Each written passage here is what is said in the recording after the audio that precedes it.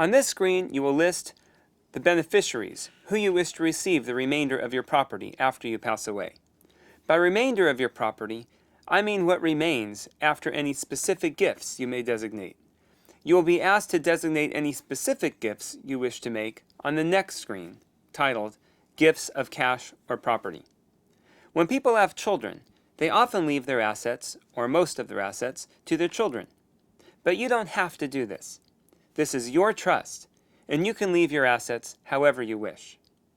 For each beneficiary that you name in your trust, enter the percentage of the trust assets that beneficiary should receive. Be sure the percentages for all beneficiaries total 100%. After you choose beneficiaries, then select who the alternate beneficiaries will be. Most commonly, people choose the first option, which is issue by right of representation. This means that should a beneficiary pass away before you, that beneficiary's share will go to their issue, which means to his or her children if they have children. And if a child predeceased you, then that child's share would go to that child's children, and so on. If a beneficiary has no issue, then the share would go to the surviving beneficiaries pro rata. You may also select the second option, surviving beneficiaries, which means that should a beneficiary predecease you, that deceased beneficiary's share would not go to their issue, children or grandchildren, and so on, but instead will go to the surviving beneficiaries pro rata. That is, according to the relative percentages that you provided in your trust. The third option is spouse of a deceased beneficiary. But if such spouse predeceases the settlors, then issue of a deceased beneficiary. The name of this option pretty much explains it. With the fourth option, other, you can write the particular alternative beneficiary provision that you desire. Please note that an additional fee may be required to review and draft particular language. Next, you will find on the distribution of remainder screen the sections regarding age and conditions for beneficiaries to receive a distribution. When you leave assets to a beneficiary through a trust, you don't have to leave the assets outright. For example, you may not wish for your 12-year-old child to inherit property outright. Also, a 12-year-old would generally not be allowed by law to own such property outright. It would likely have to be held by a guardian for them until they turn 18, the age at which they are old enough to sign a contract. Most people also wouldn't want their 18-year-old to inherit outright a large sum of money, as it may encourage poor choices in life, such as not going to college or buying an appropriate car. This is one of the great benefits of having a trust. You can specify ages at which you would like your children to inherit your assets.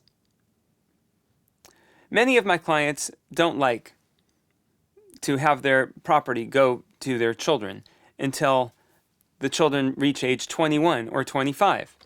If you and your spouse place a high importance on education, you could provide that your property will be distributed outright to your children at the age of 25 if they have graduated from a 4-year accredited university.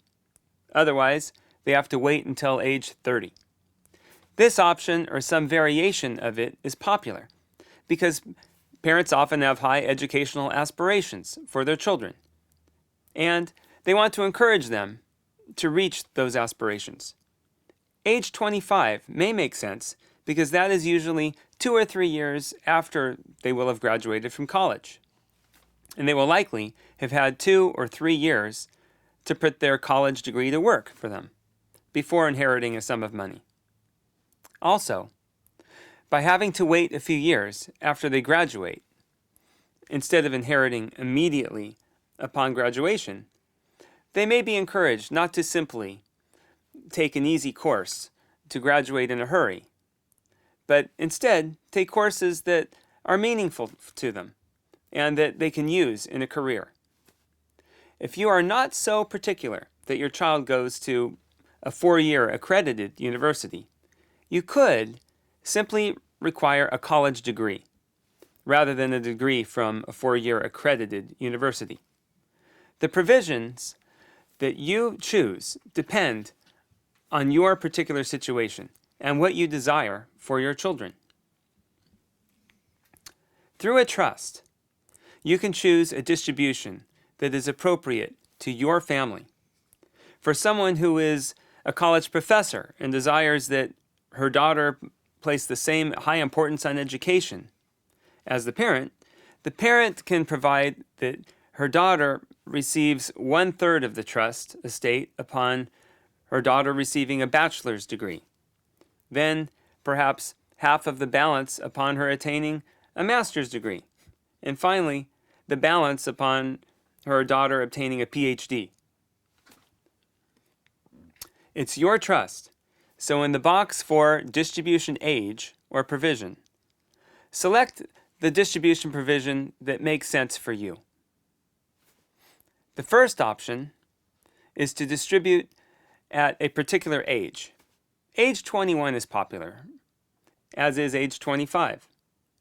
The second option is distribute the trust outright to at a particular age, such as 25 if the beneficiary has attained a particular educational goal, such as a degree from a 4-year accredited university or a college degree, which would include a 2-year college degree.